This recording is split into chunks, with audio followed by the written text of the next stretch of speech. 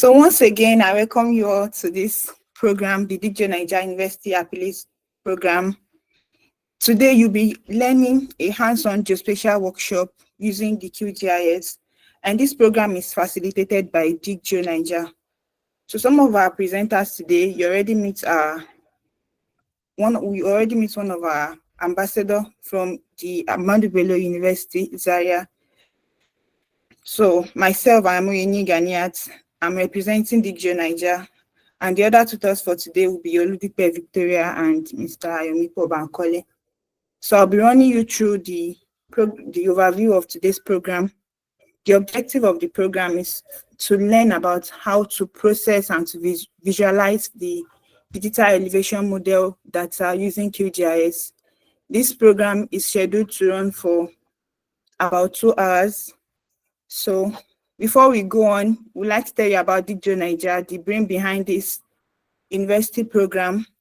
We'll also be introducing you to the GIS, thematic mapping, and its application. We'll also be introducing you to the interface of QGIS, data acquisition, and the digital elevation model, how to process it, and how to visualize it. And then at the end of the day, you'll also be learning how to put this map in a layout and how to export them in order to show the results in your research work, or you want to use it for assignments and others.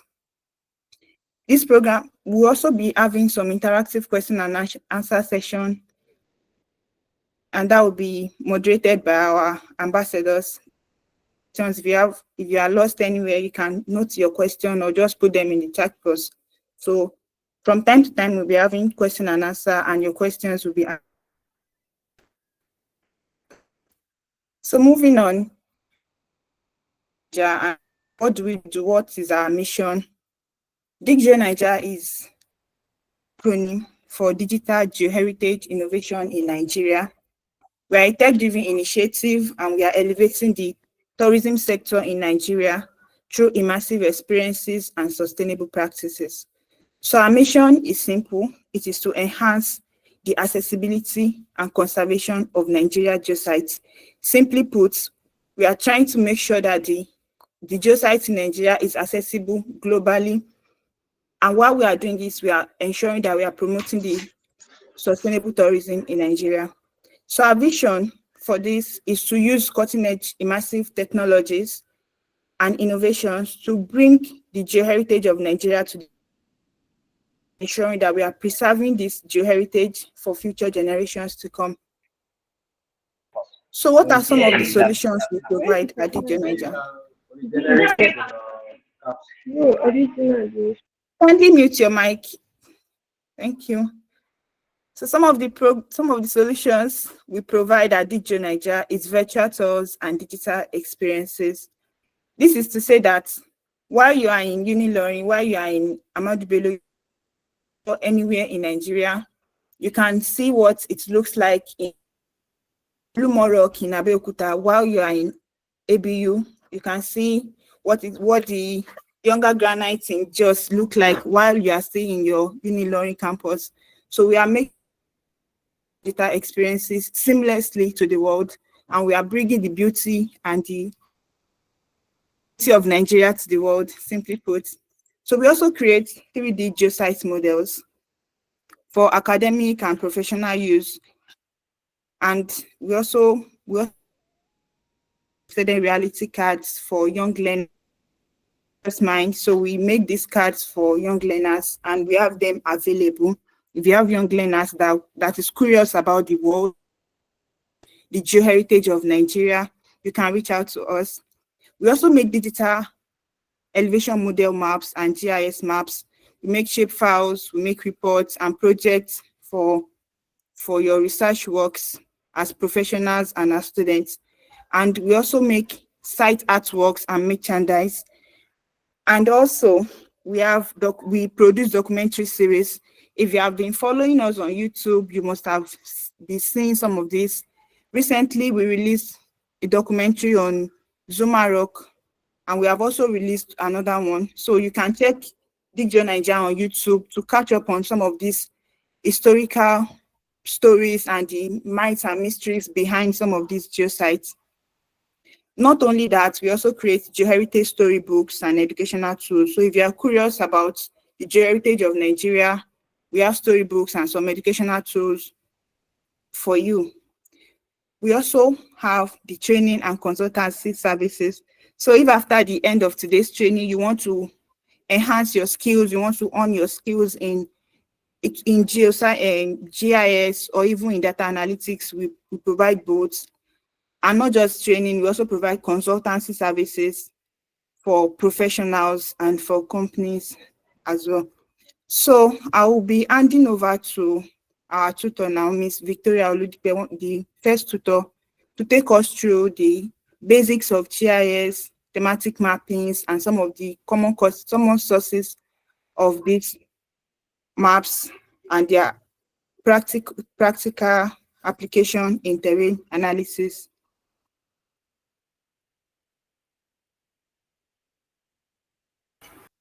Good evening, everyone. My name is Oludipe Victoria, and I'll be your facilitator for today's training on this session. So before we dive in, let me quickly ask, how many of us have heard of GIS before? You can just raise your virtual thumb or virtual hand if you've heard of Geographic Information System, or if you've made use of QGIS before. Thank you, Diane. All right, that's good to hear. So some of us are not totally new with this, but if you are totally new with it, we are going to put you on and you are going to have an understanding of what we are doing here. So we'll start simple and then we'll build up together. So first off, we're going to talk about what GIS is. We're going to talk about what GIS really is. You can, Mr. or Mrs. Unamdi, mute your mic and your video.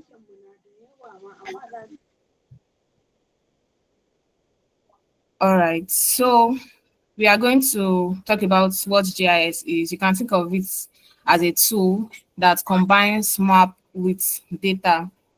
Also, we're going to talk about what thematic mapping is and digital elevation models, which is known as DEM.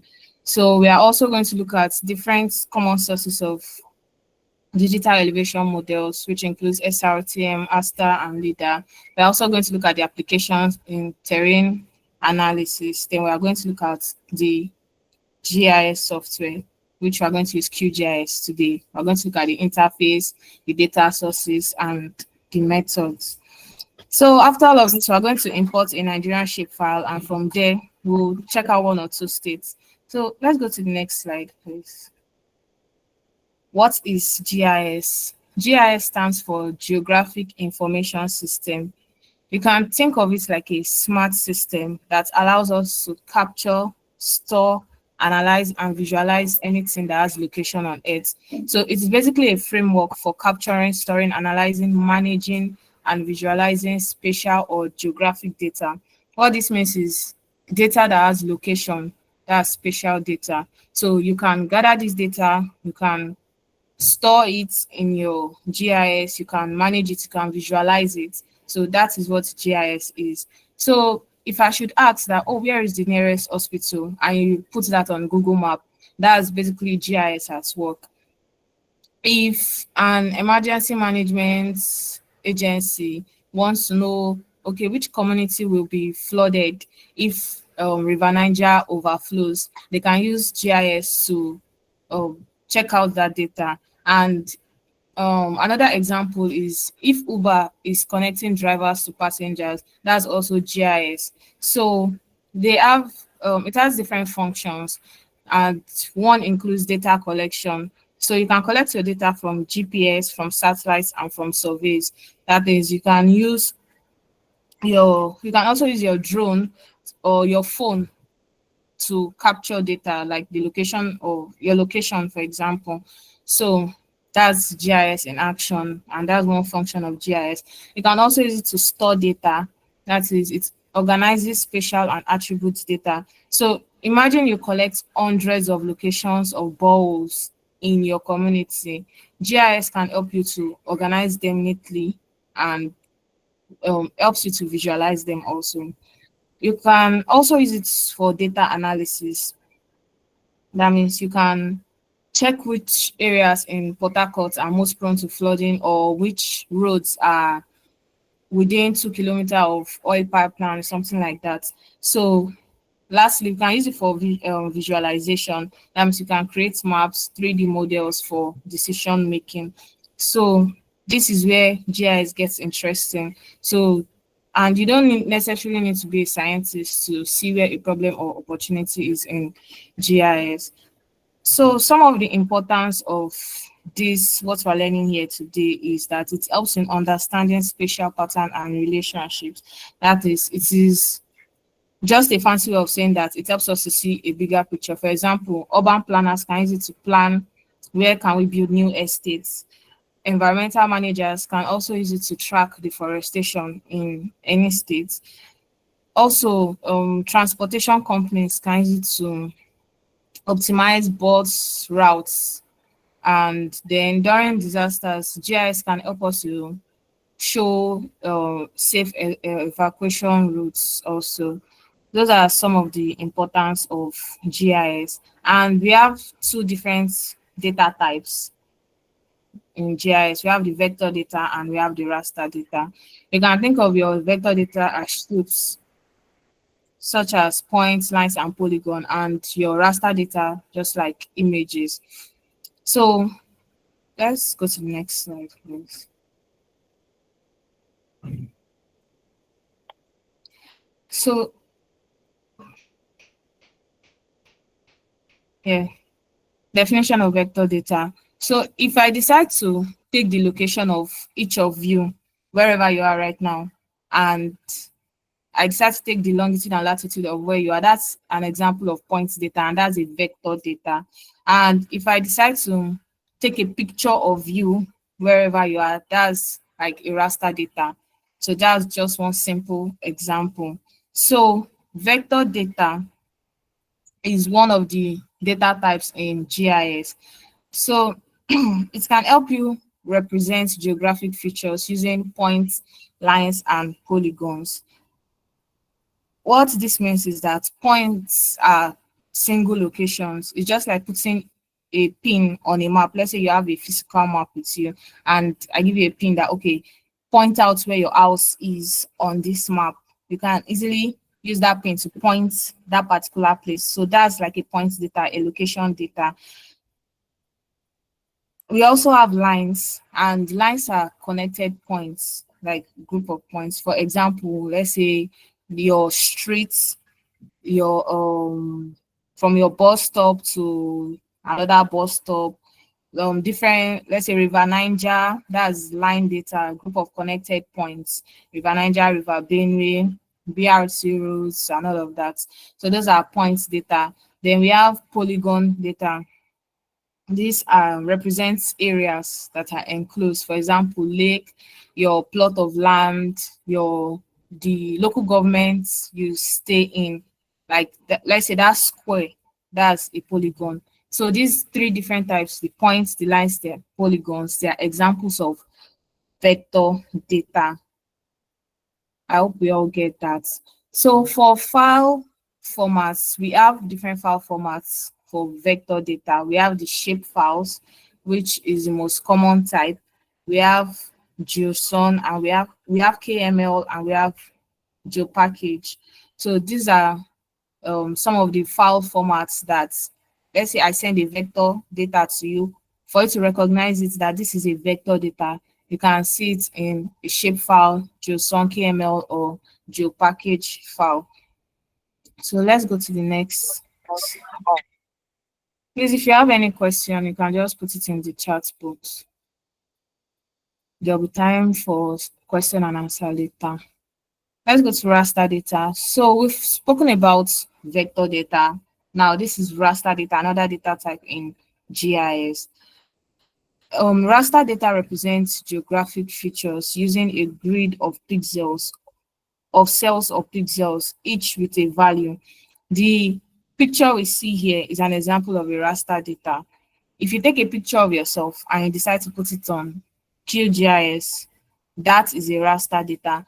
if you take a picture of yourself, you decide to zoom into it, like zoom to a point whereby you can't zoom in again.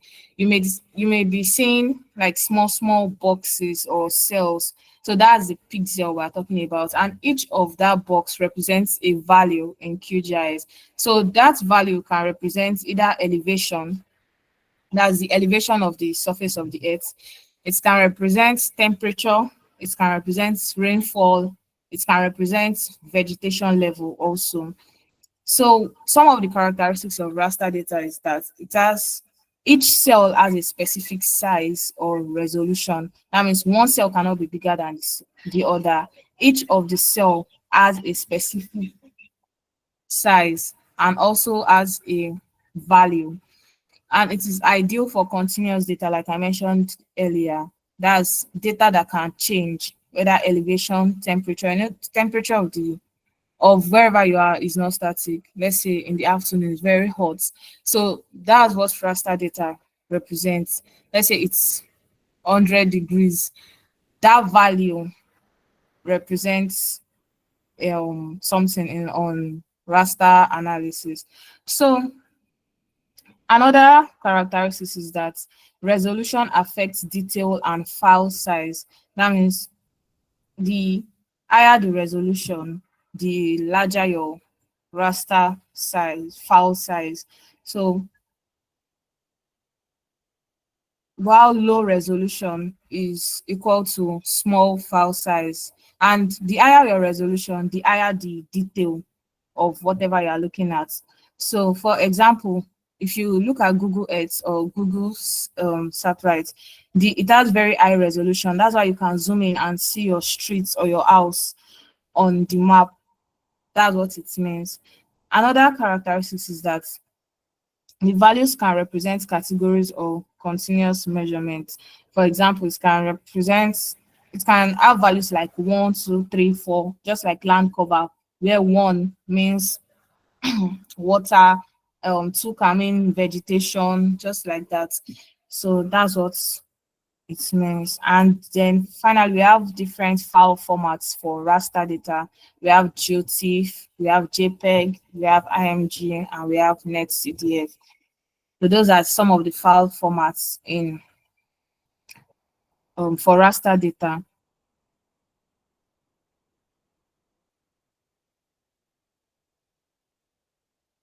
So we have different analysis for for GIS. We have vector data analysis and we have raster data analysis.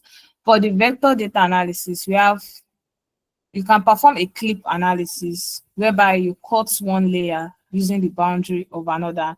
For example, if you have the whole of Nigeria road network, like all the road surfaces in Nigeria, and you only need the roads in Enugu, you can decide to clip the Nigerian roads using the Enugu boundary, like the boundary of Enugu State. Another analysis you can perform is union, whereby you can combine two polygon layers. Then next one is merge. You can decide to join multiple data sets of the same type into one. For example, if you download the shapefile of Lagos, Ogun State, and Oyo State separately, you can decide to merge them together into one big southwest state. Another analysis you can perform is the intersect analysis. Here you can identify overlapping areas between layers. That is, you can decide to find okay, where do oil pipelines intersect with rivers. So that analysis can show where there could be oil spillage or where there is high risks of oil spill. Another analysis you can perform with vector data is dissolve. That means, imagine you have all the local government areas in Kano State and you want to see only Kano as one big boundary. You can decide to dissolve this together. So those are some of the vector data analysis. Another, for raster data analysis, you can decide to perform aspects which determines the direction of terrain, the terrain slope faces. That is, for example, farmers can know which side of the hill gets more sunlight. Another analysis you can perform is the slope analysis. Here you can calculate steepness from elevation data. You can also perform hillshade analysis, you can reclassify, and then you can also extract by marks. Mr. Amupo is going to teach you how to use some of these tools. Please, you can put down your hands. Thank you. So let's go to the next slide. Thematic maps. A thematic map is a type of map specifically designed to emphasize a particular theme or subject area. It is different from the normal general reference map. Your general reference map is like your Google map, but a thematic map is different from this in that it focuses on only one thing and tells a story about that particular thing. For example, your population density map, that type of map, it shows, okay, where do people live most in Nigeria? Or if you have the population density map of Abuja now, you can decide to check, oh, where do people live most in a particular local government there. Another example is a rainfall map, whereby you can check which areas experience the most rainfall in Nigeria. Another map is land use land cover, whereby you can check, okay, these are the areas that are most developed. These are areas that is experiencing deforestation or desertification. You can also have a health map, whereby you can check, which areas are experiencing malaria prevalence. So these are examples of thematic maps. So they help us to visualize patterns. Like I said before, you can check, which areas are prone to flooding and all of that. So you can also decide to make a thematic map like, oh, I want to know the places in Nigeria that sells the best jollof rice. That's an example of thematic map also. So let's go to the next slide, please. Digital elevation models. Now, this is where making maps come to life, like your 3D digital elevation model, or DEM for short. So digital elevation models are useful ways of storing and visualizing elevation data. It's just like a flat map of Nigeria or of any country. A DEM, a digital elevation model, shows us the elevation of the land. Let's say places where there are hills, like your like Plateau State, where where there are valleys, where the land is flat, like your Niger Delta. So there are different types of digital elevation model. We have the DSM, that's the digital surface model, and we have DTM, digital terrain model. All these, they are one digital elevation model. It's divided into two. That's the digital surface model and the digital terrain model. The digital surface model includes everything on the surface, like your trees, your buildings, your power lines, and all of that. But for the digital terrain model, this is just the bare surface of the earth. It only shows the natural terrain. Like the first image we see, you can see the buildings there, you can see some trees. But for the second one, which is the DTM, just the terrain, we only see the bare surface. So next slide, please.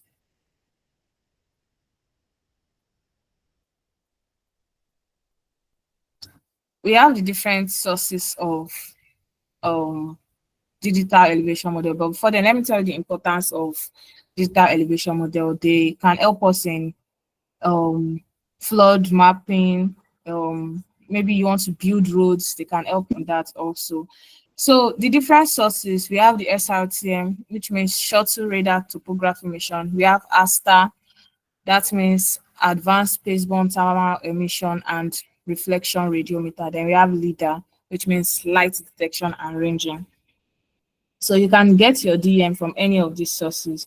And the characteristics of these different sources are here in this table. For example, the SRTM, we have the characteristics is that the resolution is about 30 meters globally.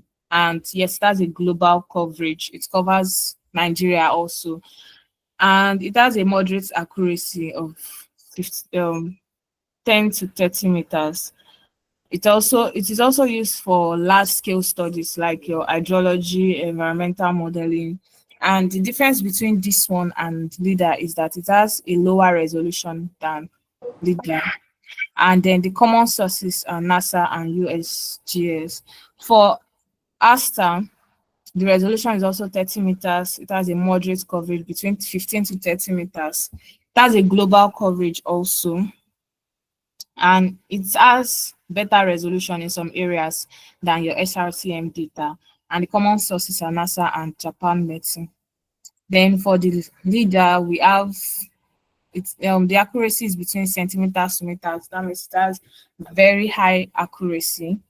It is the coverage is not global. It's just available in some regions, and it is the most accurate, but it is limited in coverage.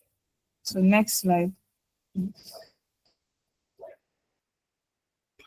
Now we have the applications of GIS. There are different applications of this in geology, geophysics, and every other courses. For example, we have the application in mapping rock formations, fault lines, and mineral resources. So this is very important for understanding the geologic history of Nigeria. For example, in Niger Delta, you can use GIS um, to combine seismic data and all of that to understand where oil and gas is located. You can also use it to identify areas that are prone to geohazards such as landslides, earthquakes, and volcanic eruption. For example, in this image here, we can see the geology of this particular place. And this was made using GIS, and it's something you can also do after you learn today's course. Next slide, please.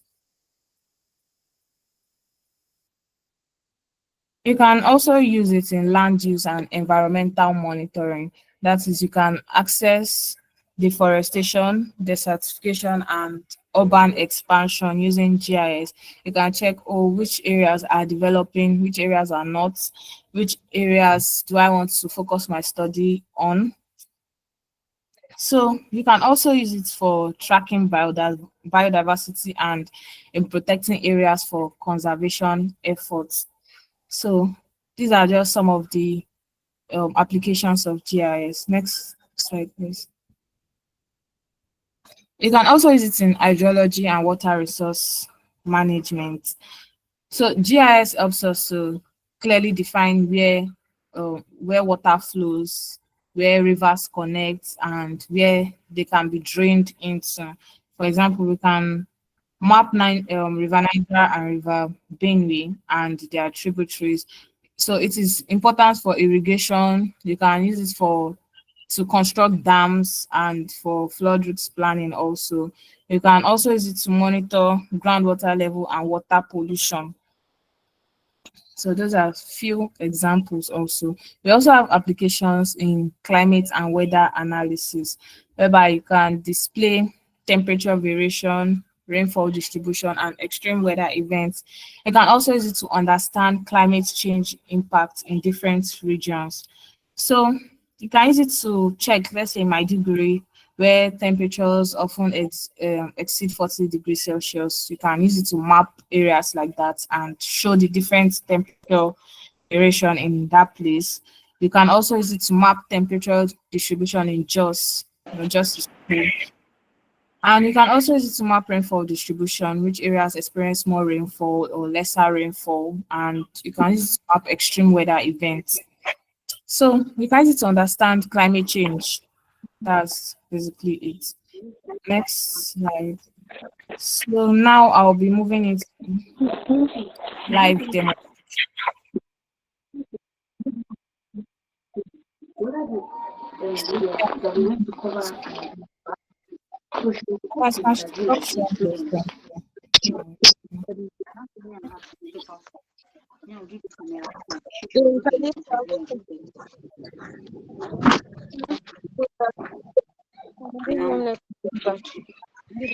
Please let kindly mute our mics.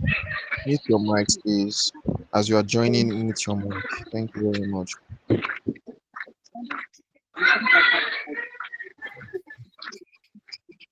Yeah, was not All right, so we're going to dive into QGIS, which is an open source GIS software. Software is free. Please, Suliat, mute your mic. I'm sorry. Oh, And I love sorry. Baka. One thing I love about Baka. And Abu Bakr also.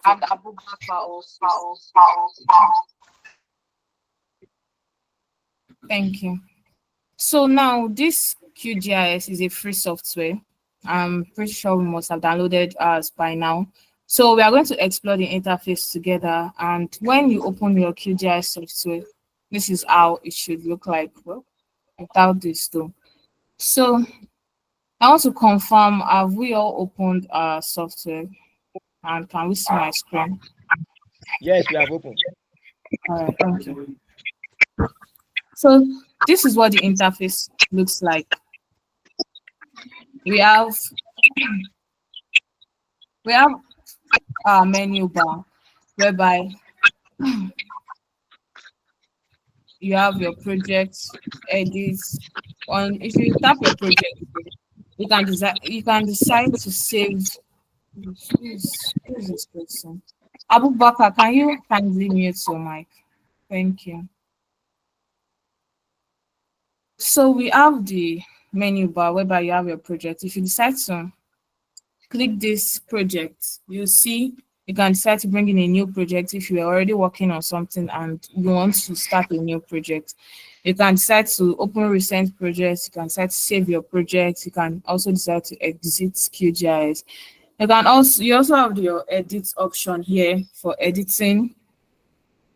You have your view, you have your layer for you can decide to create a layer, you can decide to add one, you can decide to if you come to this add layer here, you see add vector data, vector layer that I explained before. We have raster layer also, delimited text layer, and the rest of that. Then we have plug settings where you can fine-tune your QGIS. We also have plugins. This is like your app store, play store on your phone. So this is where you can get other tools to enhance your QGIS software. We have this vector for our vector data analysis. We are going to make use of some of this. We have raster for analyzing raster data, database, and the rest of that. Here, we have your shortcuts. You can decide to, if you put your cursor to over on any of your tools here, you can see new print layout, you can see save project, open project, new project. So this just contains shortcuts. You can zoom in, zoom out. You have your pan tool here. Right here, you have your browser panel. Here you can decide to bring in any of your files. If you have your OpenStreetMap, you can just drag it into your map canvas. This is your map canvas where any of your analysis will be displayed. Now I decided to bring in my OpenStreetMap. I just dragged this into my map canvas, and if I zoom, I'm going to see Africa and different continents. And since I've added this data here, if I go to my layer panel here, I'm going to see that it has been added to my layer panel. So any data I add into QGIS is going to appear on my layer panel. So I can right click on this and decide to remove the layer. Now, I'm going to select this pan tool here.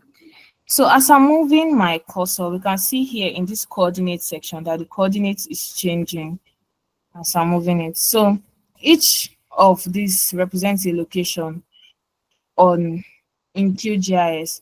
This is the scale, your magnifier, rotation, and you can render your map. You can decide not to render.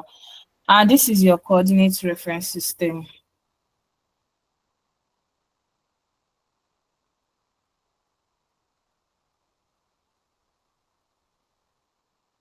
So let's move to this is your coordinates. If I decide to select on this, like mine now is displaying EPSG 3856.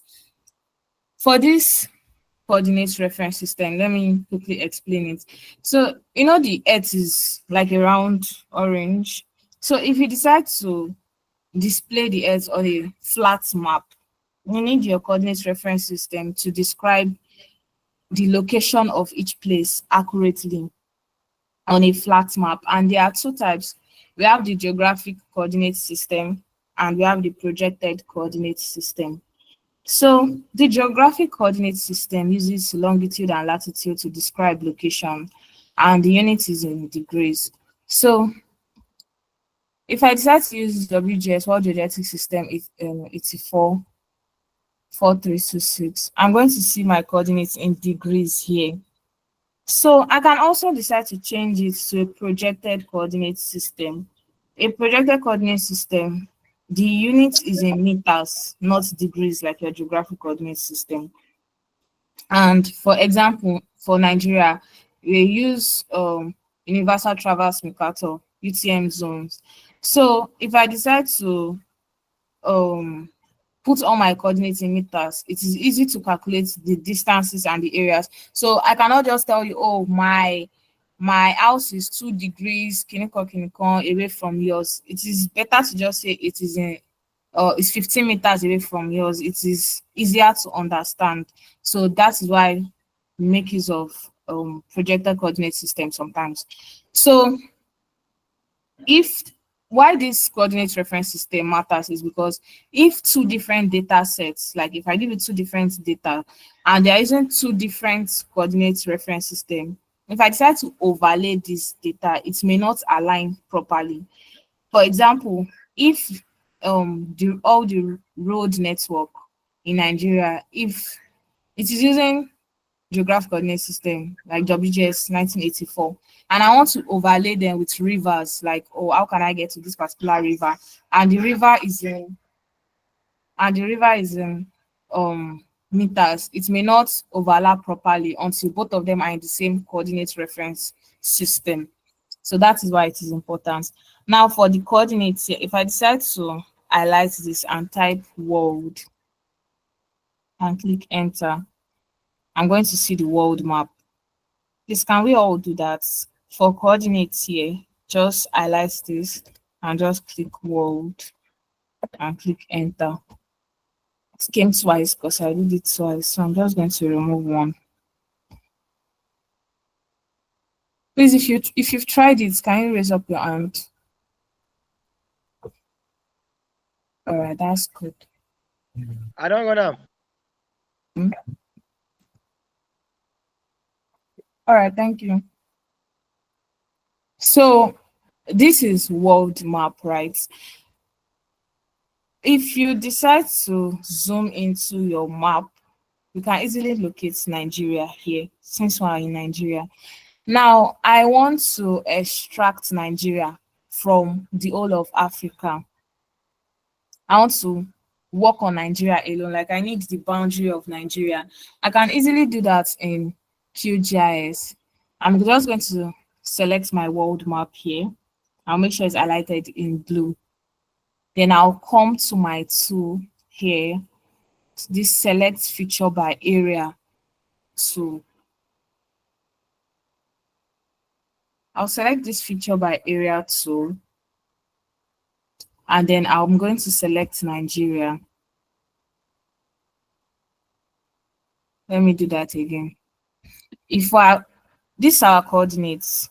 We're just going to type world there, WORLD, and click enter. Once you do that, your world map is going to show on your screen. Now, imagine I want to select a country from any of this, from Africa. I can just decide to highlight this, make sure it's in blue. Then I'll come to this select feature by area here, and then select the country of my choice. I'm going to select Nigeria. Then I'll come to my layer panel, right click, go to export, then save selected feature as. Once I click save selected features, I'm going to give it a name. I'll just give it Nigeria, and then I'll say okay. So now if I decide to uncheck this, I'll see that Nigeria is standing separately. Let me do that again so that we can follow.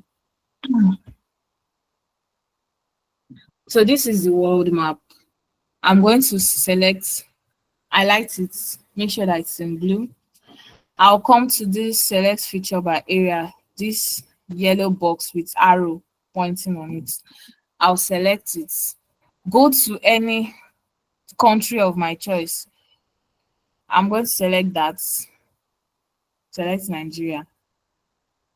Right click on that same world map. Go to export. Then I'll save selected feature as, then I'll give it a name, Nigeria, and click enter. So once I do that, I have the boundary of Nigeria already standing alone.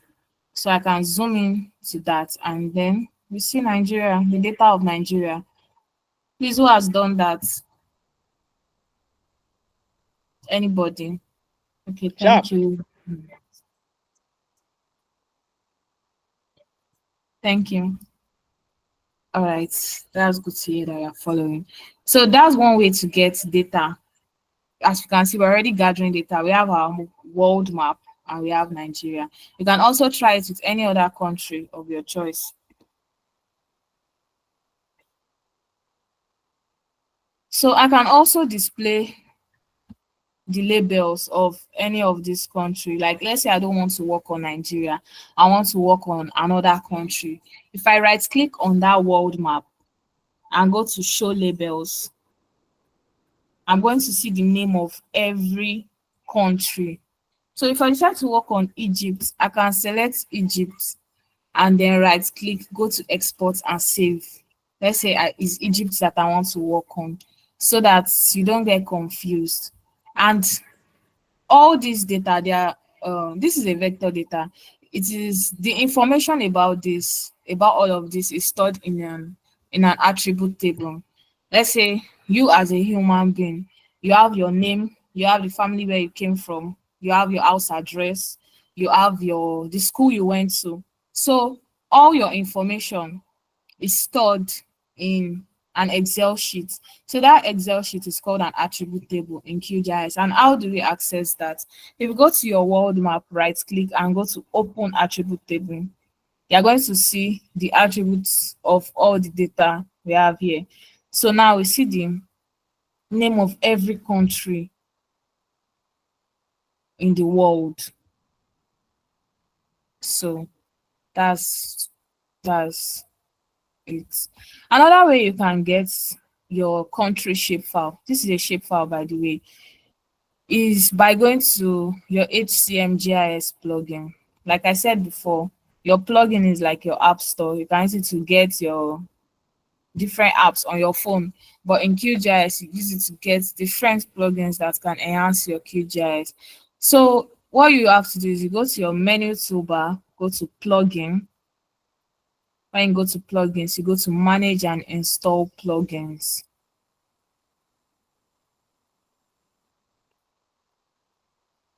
Go to plugins, then manage and install plugins.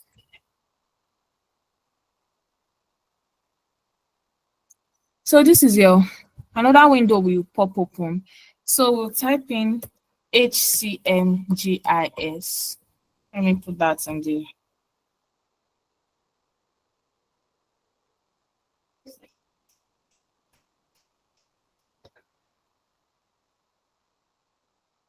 HCMGIS plugin. No, you can't type Nigeria there. Or try it and see. So once you go to your HCMGIS plugin, since I've installed mine, that's why it's showing that I've installed it here. But for you, once you select that, you can just install plugin. Once select it, you see install plugin. So you should install the plugin. So Please, who has done that? All right, Abdullah. If I ask you to show me, will you show me? All right, thank you. So once you've done that, you see your plugin here close to processing. So if you select it, you can see where you can download open data.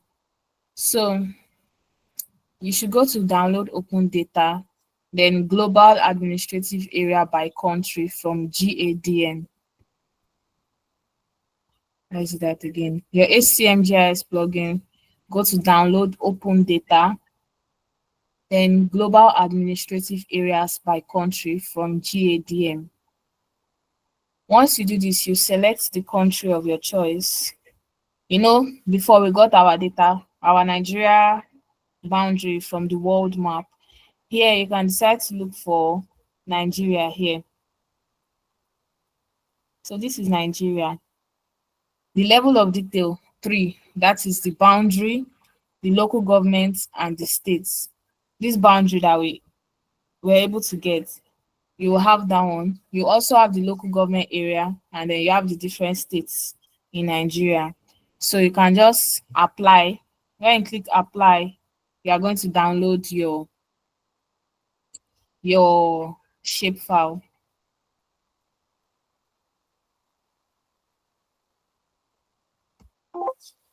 So I'll say yes. Okay, done. So I can just uncheck this. Now, if you've downloaded it, you see it. These are the 3 levels of details. We have 0, which is the boundary of Nigeria. If I should uncheck it here, I won't be able to visualize it. Then we have 2, which is in different local governments in Nigeria. Then we have 1, which are the different states in Nigeria. Please, who has done it?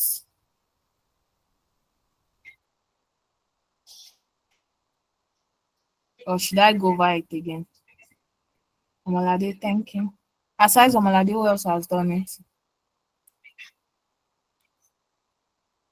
Okay, let me do that again. So what you do is you go to your HCMGIS, go to download open data, then go to global administrative areas by country from GADN.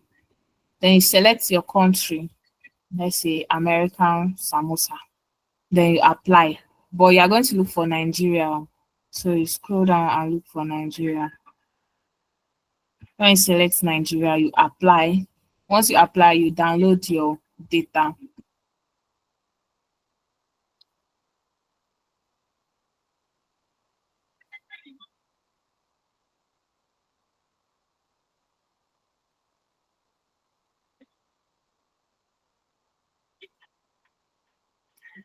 Once that is done, you can decide to, these are the different states in Nigeria. Like I said before, we have the attributes of each of these vector data in our attribute table. So if I open the attribute table of 1, I can see the different states, Abia, Adamawa, Borno, down to Zamfara. If I right click on GADM2 and open the attribute table, I'm going to see the different states, the different local governments in each of the states.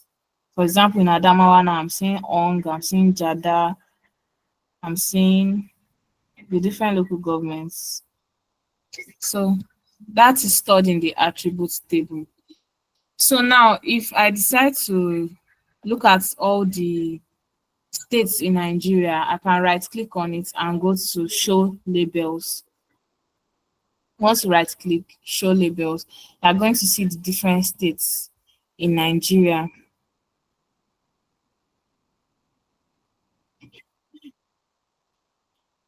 Please, are we following?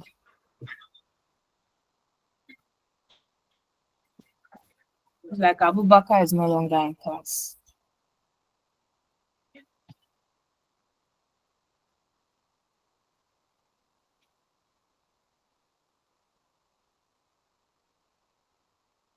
All right, so Once that is done, you can decide to extract any state of your choice. Let's say we want to work on Nasarawa. You make sure that it is highlighted like I taught you before. You come to your select feature by area, then select the state of your choice.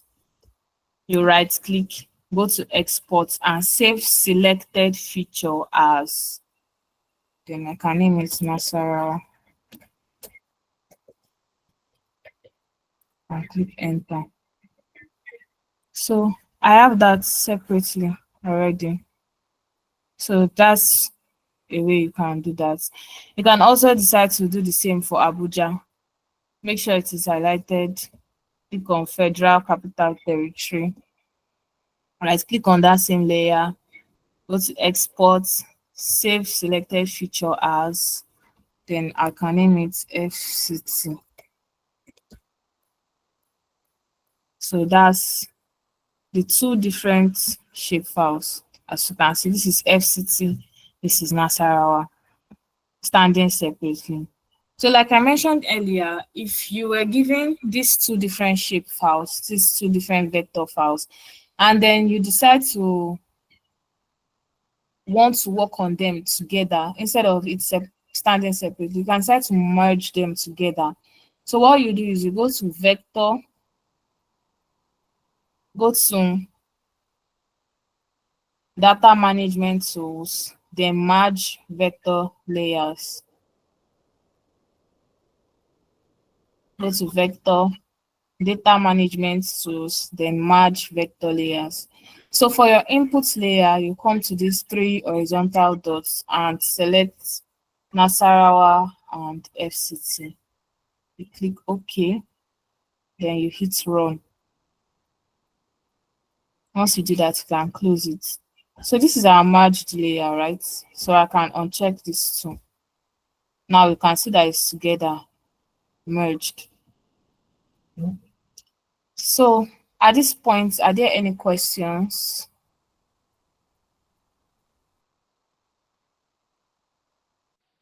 Yes, there's Damilare, where do question. you want us?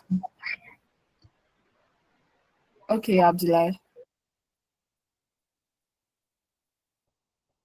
Please, I am kind of lost from that point of the selected state. When you start selecting state, please can you take it again? Okay.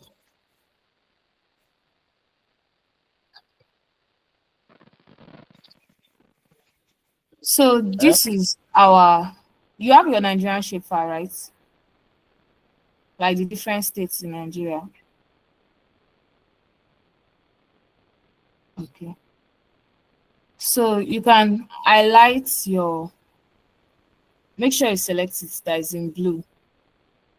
Once you do that, you go to your select feature by area tool here. Once you select that, your cursor is going to change. So you can select any state of your choice. You right click on that same layer, GADM1, go to export, then save selected feature.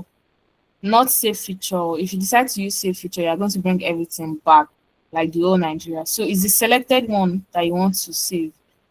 Once you do that, you put in Bauchi or any state that you choose and click enter. So that's how you do it. Do you get it now? Okay, thank you. Someone asked the difference between QGIS and GIS. QGIS is a software used to perform GIS analysis.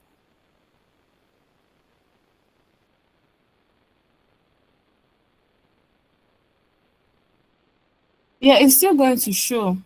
And if you want to separate them again, you can decide to dissolve them. Like this is our merge layer. I can right click and zoom layer. So you can decide to dissolve it. Go to your vector.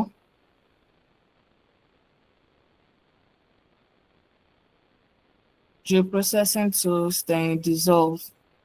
So your input layer will be merged. Then you can just click run. So once you do that, It's dissolved already. So the line is no longer there, Ibrahim Suliat. Person or you're totally lost, like from the beginning. Don't worry, the video will be made available so you can watch it.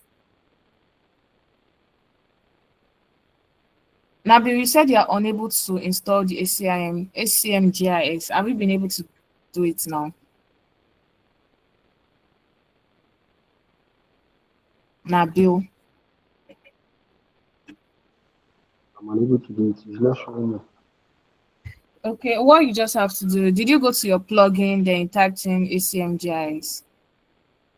Yes. Okay. Can you quickly share your screen? That's the last question I'm taking before Mr. Ayonupo comes to present. If you can share your screen so that I can put it through.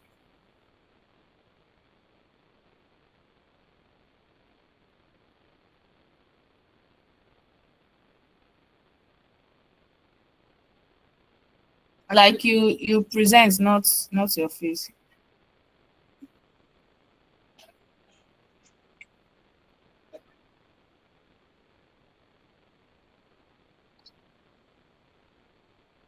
Are you using your laptop for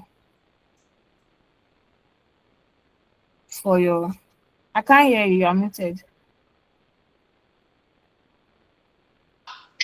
I'm using my Maybe phone, but I'm using my for you. laptop for the Okay, maybe you can try it in your spare time, like when you watch the video again. Mr. Nabil. video. Yeah. Thank you so much. For Yusuf, maybe you selected the whole country back. You should select save selected feature as um, for digitization and hydrology map. That's an advanced this thing. You have to register for our course for that so we can teach you. Thank you so much, everyone. Thank you for your participation. I'm going to hand over to Mr. Yomiko now to take over the section. Thank you.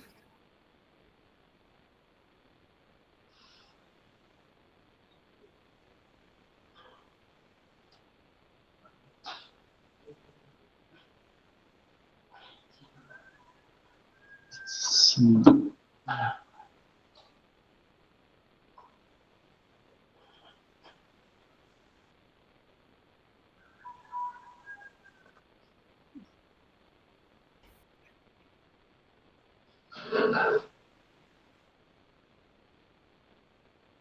Yeah, Mr. Emuko, are you there? Kindly mute your mic, Mr. Nabil.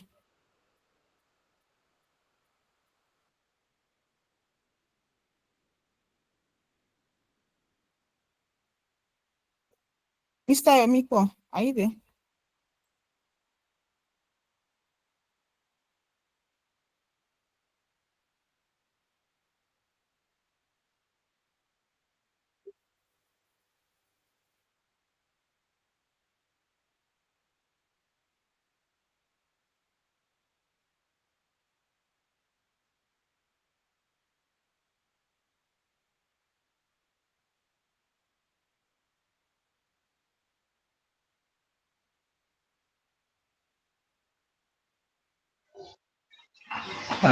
Hello.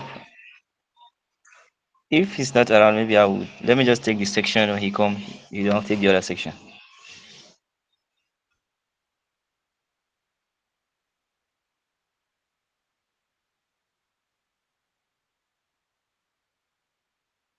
All right, pending the time it comes back, let me just continue. Okay, so it's meant to take the raster section, how to teach you how to do raster analysis and all of that. So let me make use of one state. Let's use FCT. So I'm going to teach you how to get the digital elevation model. So how do we do this in QGIS? We've done the vector part of well, we've been able to use vector data. Now we're going to use raster data. Oh, sorry. Let me present my screen.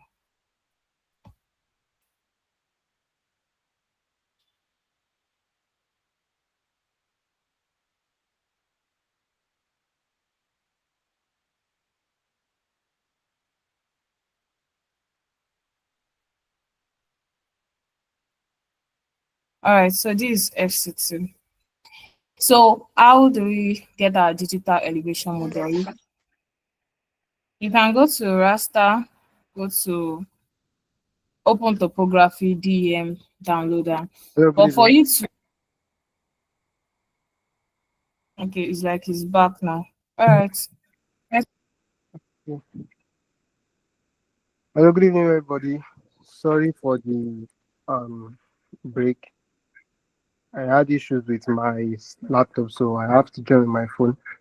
But I'll be showing my screen with my laptop, then I'll continue with it. So I'd like to welcome us once again to this session. My name is Aremekpo Bankole, and I'll be taking the second part of this training. And for this training, I'll be focusing on one aspect of thematic mapping, which is terrain analysis. Now, the process of the concept of terrain analysis is studying the features and characteristics of its surface using elevation data. Ms. Victoria has done justice by explaining what digital elevation models are. So now I will be going through that process. I will explain the process of um, making terrain maps. So if you are joining or probably you were not at the beginning of the class, we could just hang on. The video will be made available as soon as we finish. So I'll share my screen.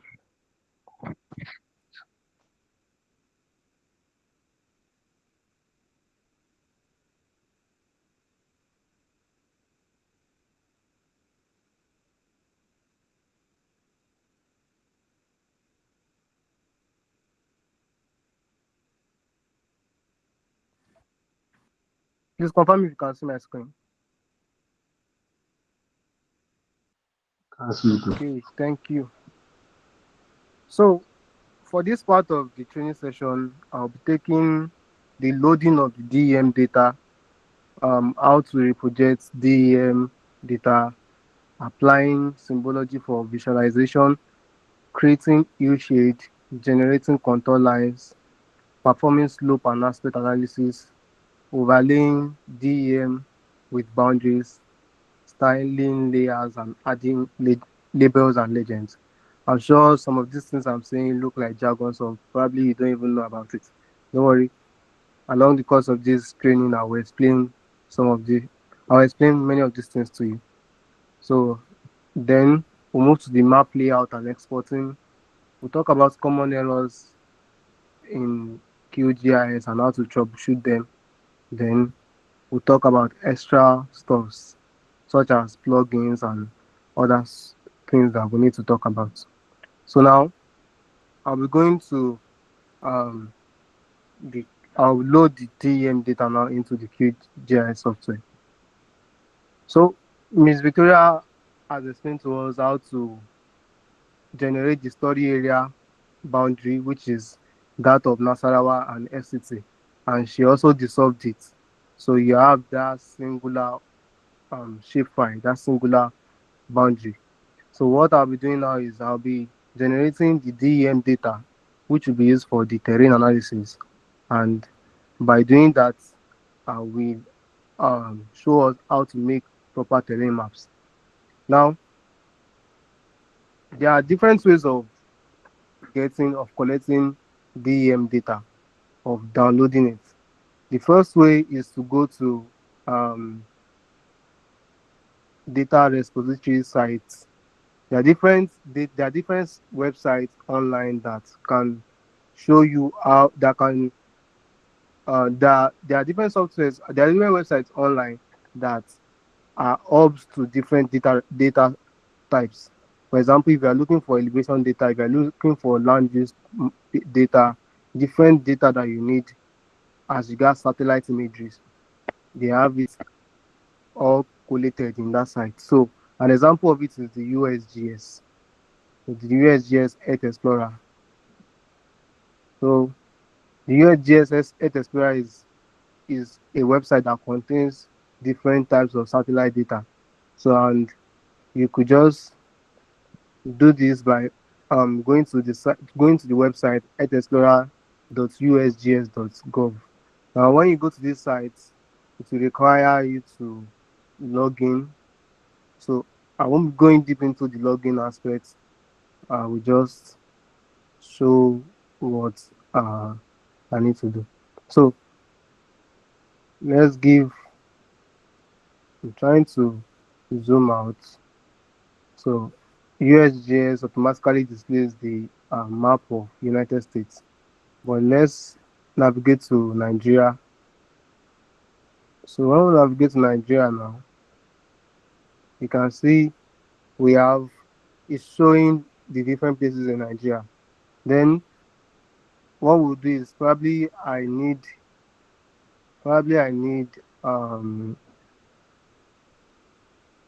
only few places in this part of the map. What I will do is I will define my area of interest. So, and to define my area of interest, I'll just click the the places that are of interest to me. I'll click this place. It will assign a location to it. I'll click another part. I'll click another part, and I'll click another part. So let's say, for instance, that this is my area of interest. The next thing I'll do is, once I'm done with this, I will navigate to the data set. So navigating to the data set now, you can see USGS brings up the different data types that are in the website. So we have the aerial imagery, the AVHRF, the CEOS legacy, different types of data. For beginners, you might not really know the importance of some of this data, but along the line, when you keep getting yourself familiar with GIS software and GIS itself, you will see the need for some of this data. And once you feel that need to get some of this data, always remember to come to USGS to get some your data. USGS is not the only data hub. You could get from Copernicus, you could get from different places, but for the purpose of this data elevation, we're using USGS. So you click on digital elevation. When you click on digital elevation, we don't have SRTM here. Okay, yeah, we have SRTM. So this is SRTM. So when you click on SRTM, then you click on SRTM 1 arc second global. So once you click on this, then you navigate to the additional criteria where you don't have other additional criteria you want to add. So you click on results. When you click on results, now you see that it displays different data sets at this section, and that's because the website contains different SRTM data for the location um, I highlighted. If there were no data for this area, USGS won't bring up any data in this part of the website.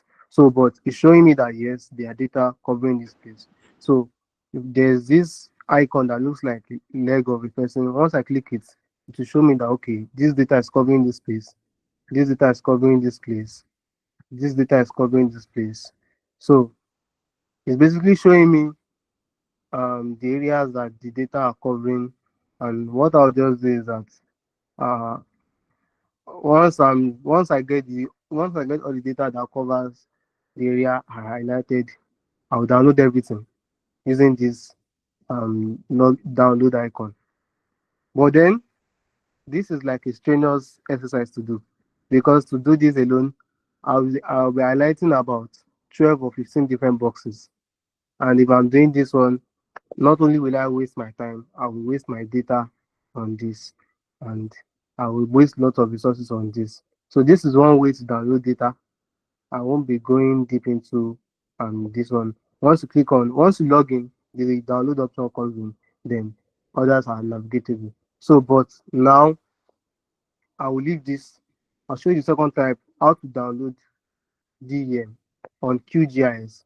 So you don't have to go through the process of um, you don't have to go through the process of downloading from the website itself. What you just need to do is that you need to just download using You just need to download using QGIS plugins. And to do this, I'll go to the process again. Ms. Victoria has taught us how to use plugins.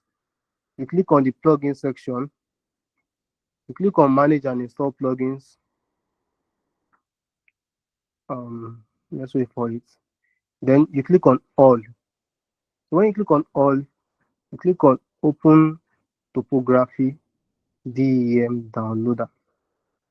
So this is it, open topography DEM downloader. Because I have it installed already, I won't need to install it again. But if you don't have it installed, you can just click on install plugin. You'll see it there. So you click on install plugin. And once you click on install plugin, as soon as you click on it, so far you are connected to the internet, then it will automatically install it. Now from here, you see that it displays the different DEM data that you have, the SRTM 90, 30, and there. So that is it. So to use the Open Topography DEM downloader plugin, what you do is once you are done installing, navigate to raster, you see Open Topography DEM. Now, once you see this Open Topography DEM, then you navigate to Open Topography DEM downloader. So this is it. Now, when you click on Open Topography DEM downloader, you click on select DEM to download. Now, it will show you different DEM types that are available. Each of these DEM data type have specific uses, and we can't just apply them into for just any type of analysis. Each of them have what they are used for. So for the purpose of this one, I'll use SRTM 30 meter, and that means that this SRTM data has a resolution of 30 meters. It can view, it can portray information above 30 meter appropriately. So then what I'll do is that I will define the extent to download. When I click on this, I'll click on calculate from layer. When I click on calculate from layer, I will choose boundary, or I'll choose study area. Let's just use study area. I'll use study area, which is our study area. Once I do that, it assumes it immediately. If you make the mistake of clicking calculate from layout map, what will happen is that if you download all the data covering this your layout, this your white canvas, then if same thing with use current map start canvas extent. So but I will use the calculate from layer. I will choose my study area as my extent, then I'll just run it. So well, it once you run it, sometimes it takes time a bit, just because of the volume of data you want to download, and then probably your network is not good. It might take time, but if everything is functioning properly, in 2 to 3 minutes you should have your data downloaded. So I'll close this because I've downloaded it already. So I'll show you what it has downloaded. So I'll close this. Now this is the data coming.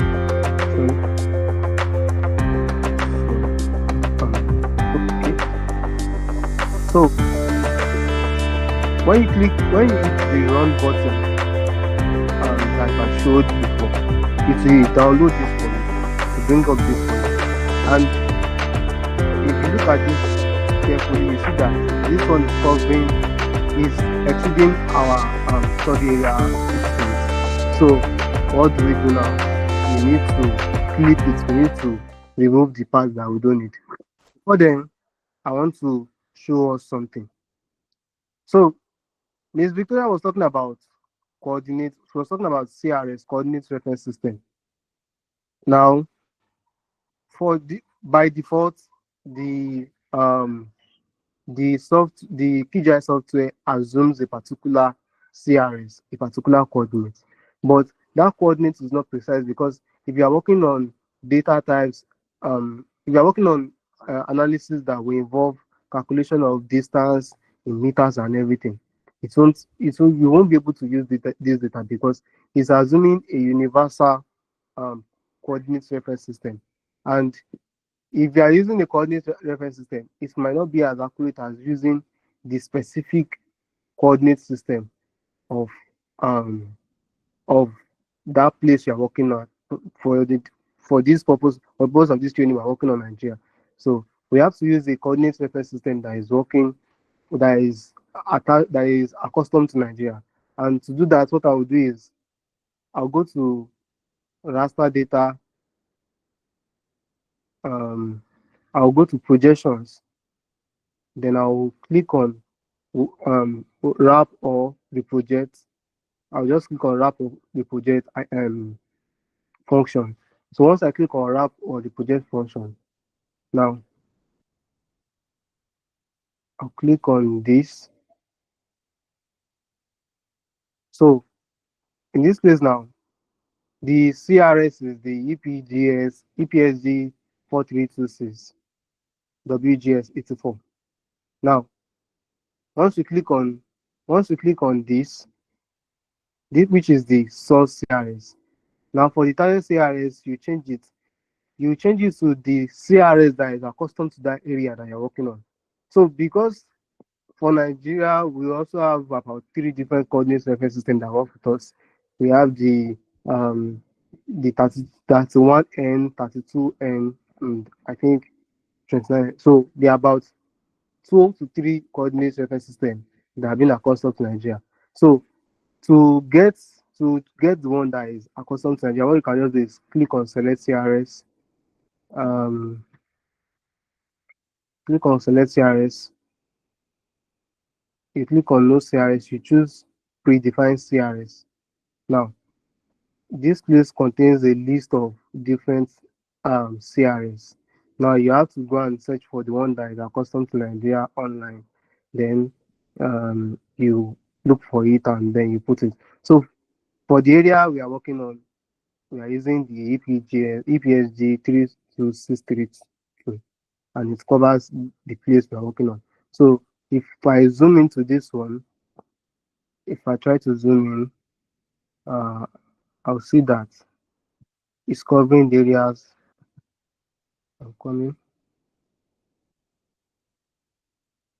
So, but if I zoom in, I'll see that the area is covering is the part which I'm working. So once you're done with this one, you just go back. Then you click the run button and you run, and it will reproject it to that particular coordinate reference system.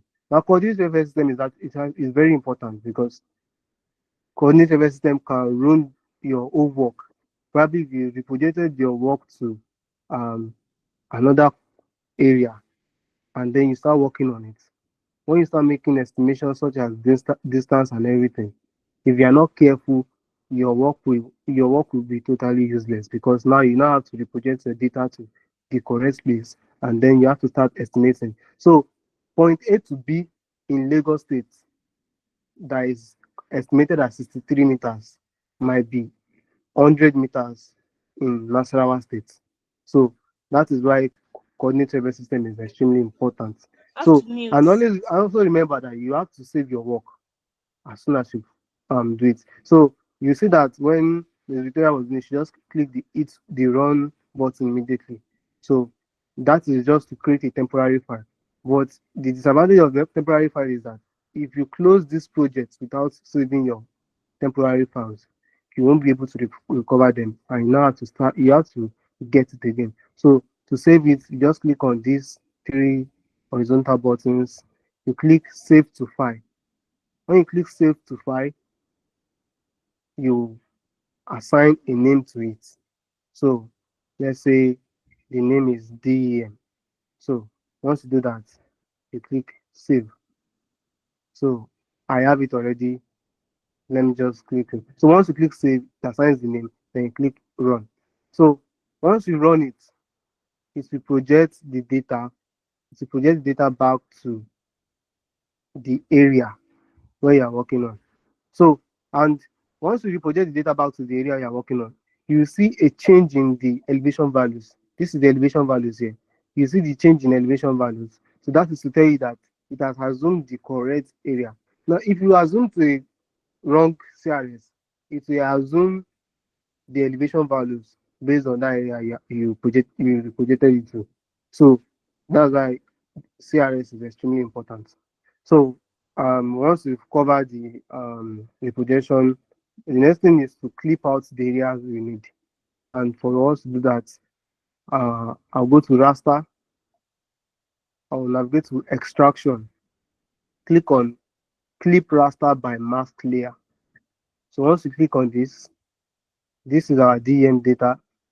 Our mask layer will be our study area map. Study area, yes, our study area. So I'll click on that. When I don't, you might define the CRS, but to be on the safer side, I won't just do that.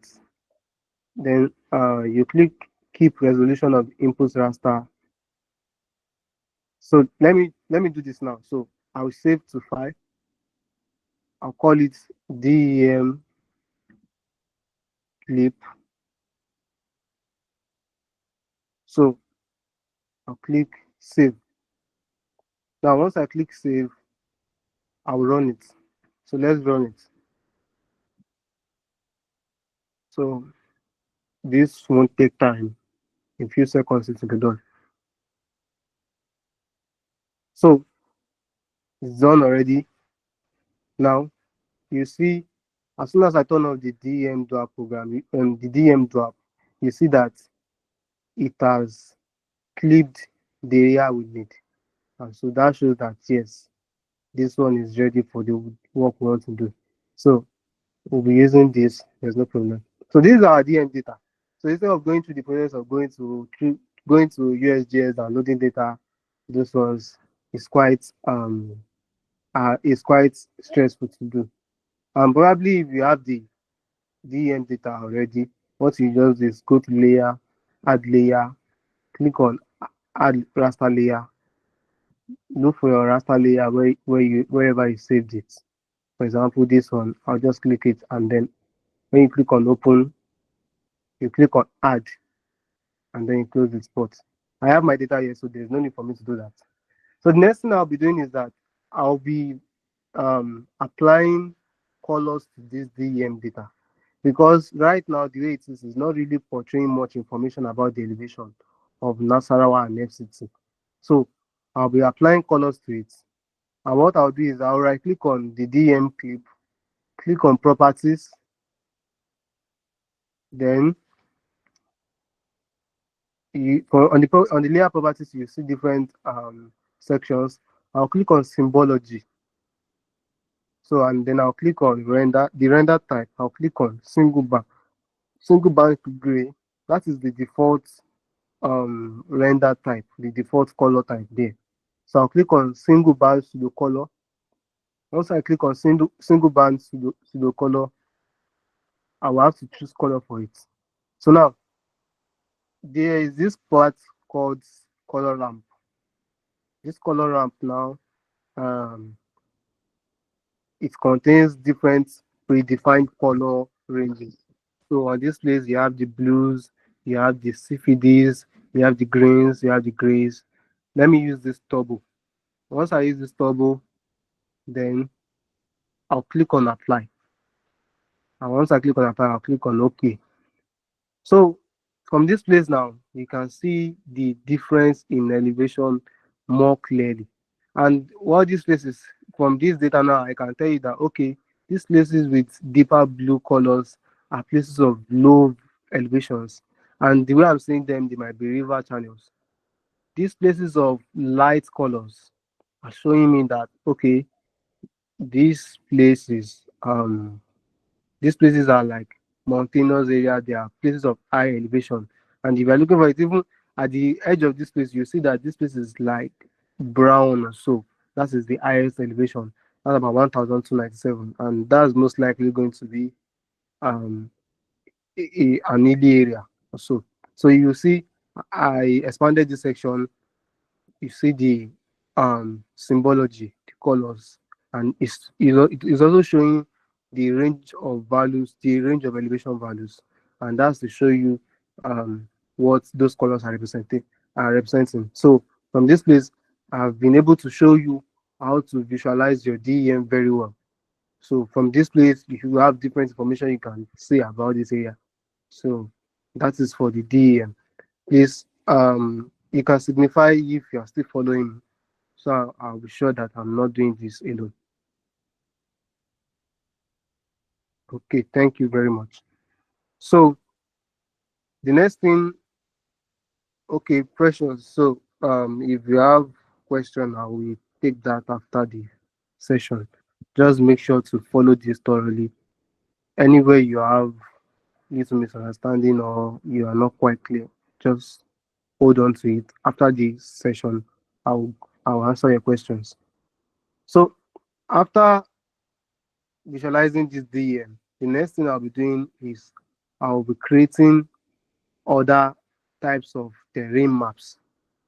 And these maps I'll be creating, they have their uses, which I'll be explaining as I um proceed. Now I'll be downloading I'll be making the U shade map, I'll be making the aspect map, and I'll be making the slope map. So someone will ask me, what is U shade? U shade is a shaded relief map that simulates the it simulates the look, the surface if illuminated by light source. So to put that on basic terms, it's a it's a is a type of data that visualizes the terrain in such a way that it shows more of like a shadow. It shows the shadow. It shows it in form of a shadow when the sun's project to the surface. So I'll be doing that for us. I'm trying to be fast with it. So what I'll do is that I'll click on raster, click on analysis, I'll click on U shade. Now once I click on U shade, I'll put in our DM data. I'll put in our DM data. For our Z factor, I would like to use 1.005. Then for the azimuth, I'll change it to 181. Now this azimuth and altitude is just for best representation. So I want it to come out very well. So I'll click on azimuth and altitude. Then you save your file and you click run. Once you click run and you close this is what you will get. I'm coming. You get this. So this one here, you can still refine it. What you do is you click on U shade, you click on properties. Now under the symbology, I'll go to the layer rendering section. For the brightness, I'll change it to 60. For the contrast, I'll change it to 35. Then for the gamma, I'll change it to 2. This is not this you can change it depending on how best you want it to project. But I will be using this. So the grayscale, I'll change it to by lightness. Then I'll resample it.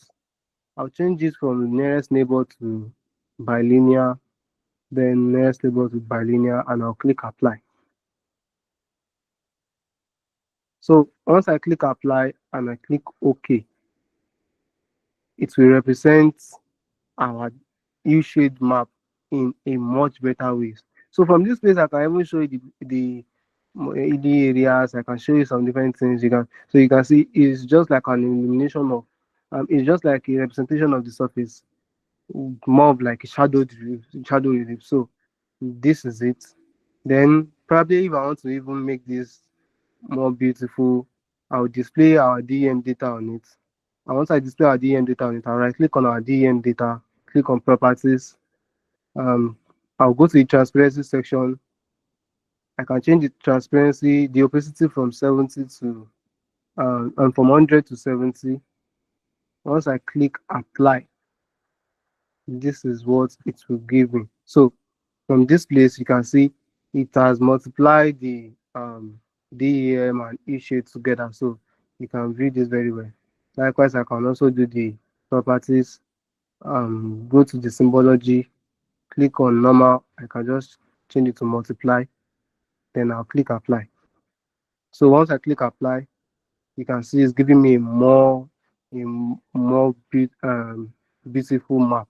So this is okay for this. Likewise, I'll be creating the slope. So I'm sure many of us have heard of slope before. Slope is the measure of the steepness of a surface. That is telling you how flat or how steep a surface is. So, and it is expressed in degrees, 0 to 90 degrees. A terrain of 0 degrees is telling you that that terrain is a flat surface, while a terrain of 90 degrees is telling you that that surface is a vertical surface, a straight, like a vertical line. So if it's a terrain of 45 degree shows you like is a steep surface. So it's just like the hypotenuse in our right angle triangle. Yes, that is a steep surface, a 45 degree, uh, a 45-degree surface. So to create slope, I'll go to analysis, go to slope, click on your DEM data, then nothing else. So you save your work, you click on run. So I won't be clicking on this because of our time. I'll click on close. Now when you do this, this is what you get, this slope. So now you have to now beautify it again. Go to symbology, click on single bar pseudo color, then click on apply. So so once you click on apply, this is what you get. And well, what this is telling us is that the slope is, it has a very steep slope. So you can see 0 to 89 degree. We have few what's it called? We have few blue colors here, but brown in general. So likewise, I'll go to the raster analysis, and I'll go to aspects. So this aspect is showing you the orientation of the slope. So, I said the slope will show you, okay, the measure of steepness, 0 to 90 degree. For the aspect will tell you the direction of your surface. So if your surface is also expressed in 0 degrees. So 0 degrees for north, 90 degrees for east, 180 degrees for south, 270 degrees for west. So that is just like the clockwise direction. So if your slope is if your aspect is 45 degree, what is telling you that your slope your surface is directed towards the southeast direction, I mean the northeast direction. So because the 0 degree is for north, 90 degrees for east, so and it's falling in between them, so that means your surface is directed towards the northeastern direction. So to do that, I'll go through the same process: raster analysis, click on aspect, input your DEM data, save your work, click on run, and close it.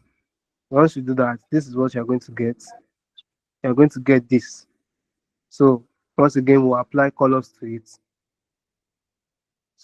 Single band gray, swing back to the color. You choose the color type, then you click apply. So once you click apply, you have this here. Then you can likewise categorize it into um, different classes. So I'll change the mode from continuous to quantile. I'll change the classes to 4. So once I change the classes to 4, I can change the value that I want it to show 90 degree. I'll say let this one show 180 degree. Or let me just change it to 5. So I can just say 90 degree. Okay, 180 degree, 270, then 360, which is almost the same thing as 0. So Then when I do this, I'll click on apply. So once I click on apply, you see it has done this. It has modified it based on what I want. So then you can change it from linear to discrete. So once you change it from linear to discrete, it will um it will assign it based on those values. I'm coming. I'll do that very soon. Let me change the classes to 4. So okay, so it has it now. So you click on apply. So it has automatically classified it. So from this place now, you can see the purple place is telling you that those areas are lesser than 90 degree. The 93 to 180 degree are telling you that okay, these places are oriented towards the east to south direction. So this is basically just showing the direction of your surface. So that will be all for the terrain analysis. These are not the only terrain analysis that you can perform. When you go to the analysis section, you see different types: aspect, roughness, U-shade, sieve, slope, terrain position index, terrain ruggedness index. So this is all for the DEM analysis. So now we'll be moving to the map export and layout, because even though I have this, I still need to make it more beautiful. So, and one way to do this is to use the map export option. So for this boundary, I want to make it so that the purple color is no more there. I just only want the outline. So what I'll do is click on the properties, click on the symbology. I'll click on the simple fill here, change. So I'll change it from let's just use simple fill. I'll change the fill color. I'll reduce it to the barest minimum. I don't want to see it there. So then for the outline, I will use the color black, and then I'll use 0.5. So let's apply it. Now you see that doing this, you don't have the purple color again, but you just only have the boundary. So I'll click on project. I'll click on new print layout, or I could just use Ctrl P. Once I do that, I want to open a new map layout. So it will tell me to assume a unique print layout title. So I'll call it Duap. Then I'll click OK. So from this here, you can see this is your map export window. This is where you do all the editing and design work on your maps to make it more beautiful and everything. So, and on this map layout section, you have different panes. We have the layout section, the edit section, the view section, items, add item. This add item, anything you want to add, probably map, 3D map, everything are here. So you could just check through and familiarize yourself with all these things. Then you have functions like save function, um, you have the new layout, duplicate layout, everything are here. So also, I showed you this add item section. The icons are also present here. So you could either add those items from this side, or you go to add item. So let me start with this. So the first thing I'll do is I'll be adding our DEM map to this. I'll be adding it to our Canva. This is our Canva. So what I'll do is I'll click on add map, and then I'll add the map.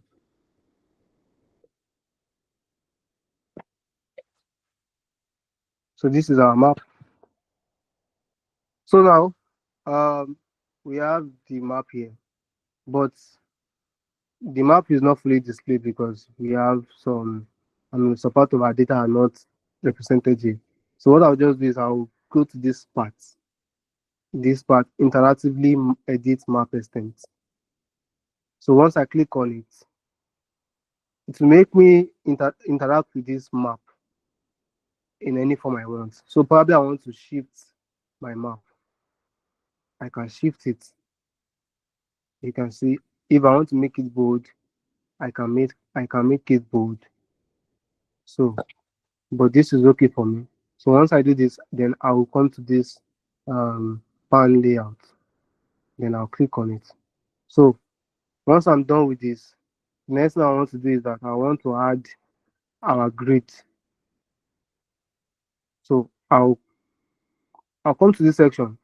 Now this section has the layout section, the pane, this pane has the layout section, the item properties, the guides, and everything.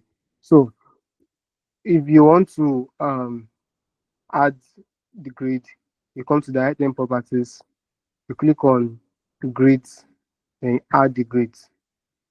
And when you add the grids, you modify the grid. So uh, so for the purpose of this, let's just use 2 for the X part. So once I use 2, you can see the line that appears. Let's try 1. So from this, you can see that you've gridded your map. Let's also use 1 for this. So you can see that you've gridded this map. So because I don't want it, so I can just use this color. You can also change the color from this place. Then the next thing you need to do is that you add your frame. You use the line border nautical. Then you need to put in your coordinates. So your grid now should contain your coordinates. It should show the respective coordinate of where you're working on. So from this place, I can see that our coordinate is ranging from about 7 to 9 degrees. So it's still correct. So I want to change my format. I'll change it to decimal with suffix. So it will show me, okay, this is 9 degree north, 7 degree north. I can, however, put it inside the frame. I just want everything to be inside the frame. Then so okay. So once I have it inside the frame, you can see the um you can see the coordinate very well. Let me reduce the coordinate position to 2. So we have the coordinate position, the decimal places reduced to 2 decimal places, and this is a good one. So the next thing we'll be doing is we'll be adding our legend. So we'll be adding our legend. Now, when you navigate to this section, you see add legend. Now, once you want to add your legend, you just do this. You do this. So automatically, when you draw your legend, it will display all the data that you have on your main map. And because we don't want everything to show, what we'll do is that you come to this side, you remove the item properties, you go to legend items, then you remove this auto update. So when you remove the auto update, then you navigate to only show items inside current atlas. Only show items inside linked maps. So that is, you want it to show only the items that are in this map canvas. And doing that, it has shown me this one. So from this now, we have our legend. I can put a frame around it. Then I'll just put the title. Let's call it legend. Legend. So from this place, we have our legend ready. There are other things you could do to it. So, but as soon as you familiarize yourself with the software, you get it. Next thing I want to do is I want to add the scale bar. So for the scale bar, I'll click on add scale bar, or I could just go to this add item, click on add scale bar. Then I'll draw my scale bar on my map. So from this, it automatically assumes the scale bar, the distance of this map. And once you do that, once it does that, then you are good to go. If you can also edit your, you can edit your scale bar here. Probably you want to change it to fit segment width or fixed width. So fixed width will give you this. Probably the place you're working on is a small data, and then is not the scale bar is already exceeding the places you want it to cover. So you can just click fit segment width, you reduce it, to 10, you reduce one to 20. Once you are done with this, then it will automatically reduce. So, but I'll use the fixed width. So once you are done with this, the next thing I'll be adding our north arrow. For geography and geology students, you know how much these items are very important. If you present a map without a north arrow, I'm sure your lecturer will query you for that, or the person you are submitting it to, because you have to show the direction to which this map is pointing to. So I will click on um, add north arrow, then I'll draw it. So once I draw it, then I can expand it. So this is our north arrow. But QGIS contains different images. So I mean different north arrow types. So when you come to the item properties, you click on SVG browser, then the SVG images. So when you check these SVG images, you see different types of icons here. So I'll just choose this particular type of north arrow.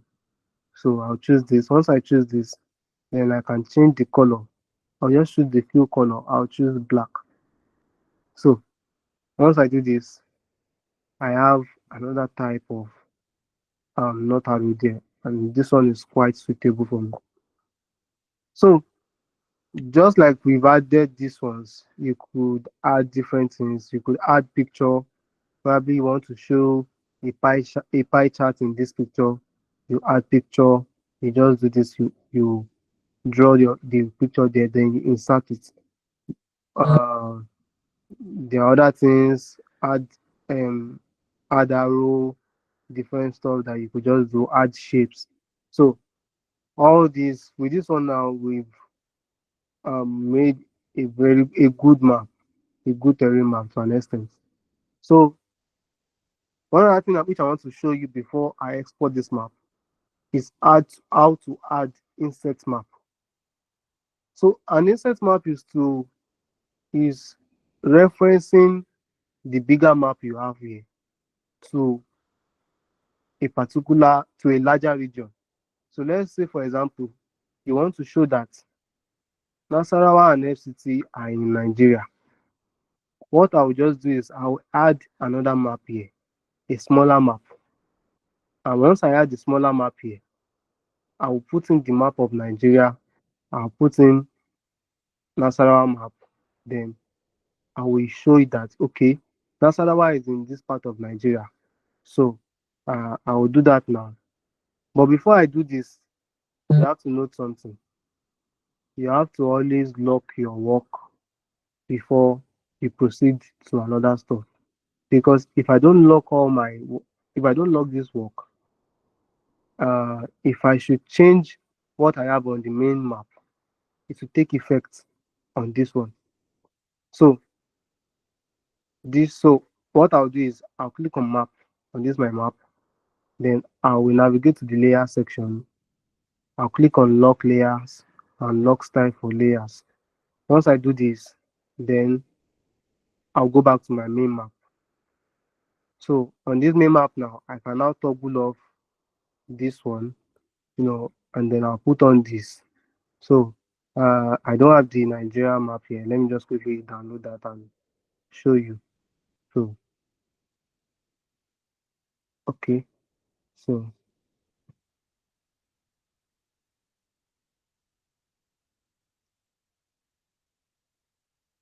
with this, I want to show you how to make the inset map.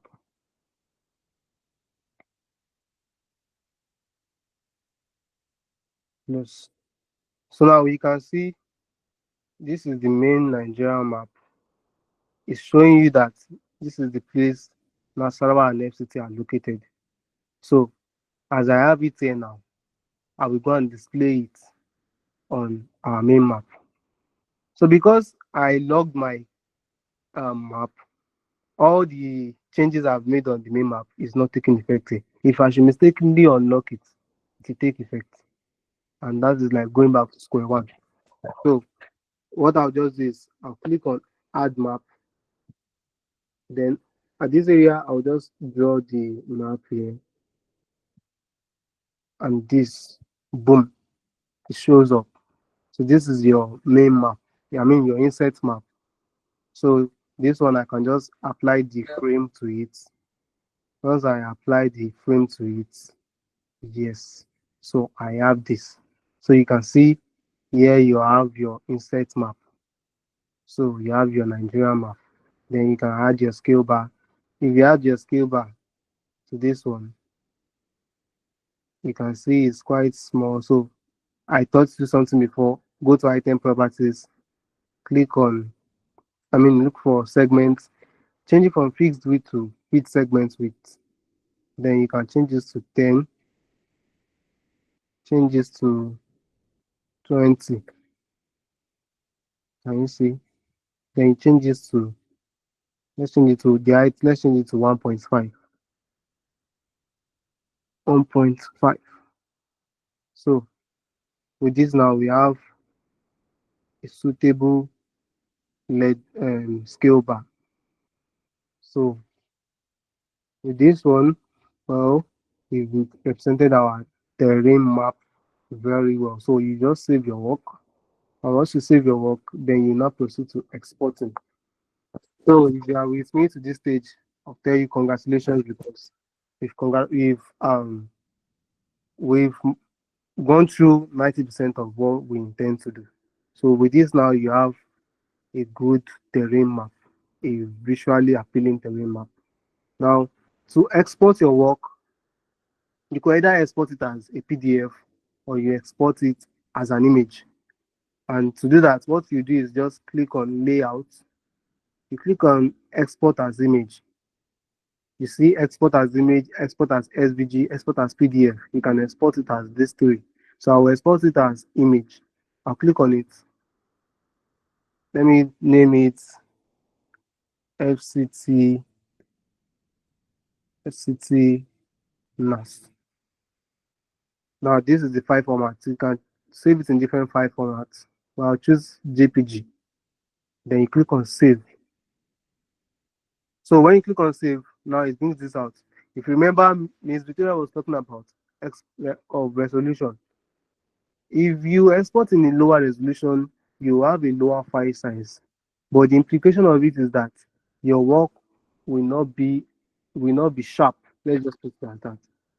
The information here will not come out as sharp as you want it. So to get the sharp resolution, to get the sharp quality, a better quality, I'll just use 750 dpi export resolution.